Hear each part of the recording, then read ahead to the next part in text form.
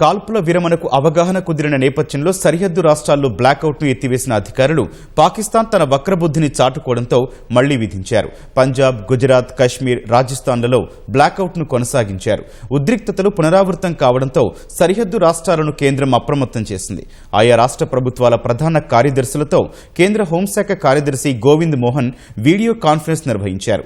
పౌర రక్షణ యంత్రాంగాన్ని క్రియాశీలం చేయాలని సూచించారు.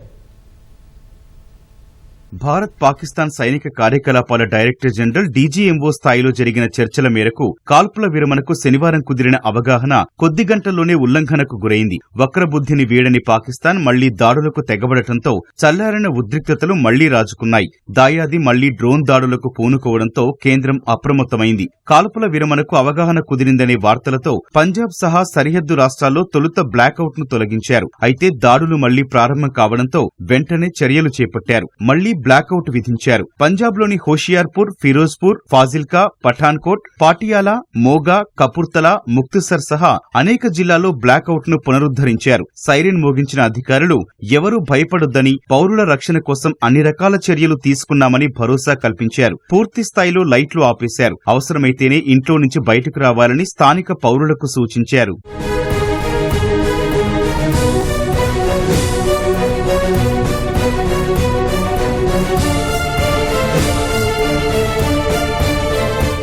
గుజరాత్, కశ్మీర్, రాజస్థాన్లలో బ్లాకౌట్ ను కొనసాగించారు. గుజరాత్లోని కచ్లోనూ డ్రోన్లు కనిపించాయి. గుజరాత్ హోంమంత్రి హర్ష్ సంఘవి గాంధీనగర్లో అధికారులతో అత్యవసర సమావేశం నిర్వహించారు. కచ్ సహా ప్రమాదం పొంచి ఉన్న అనేక ప్రాంతాల్లో పూర్తిగా విద్యుత్ సరఫరా నిలిపివేయించారు. పౌరుల రక్షణ కోసం జాగ్రత్తలు తీసుకోవాలని పోలీసులను హర్ష్ సంఘవి ఆదేశించారు. రాజస్థాన్లోని జోధ్పూర్, జైసల్మేర్లలోనూ బ్లాకౌట్ ను తిరిగి విధించారు.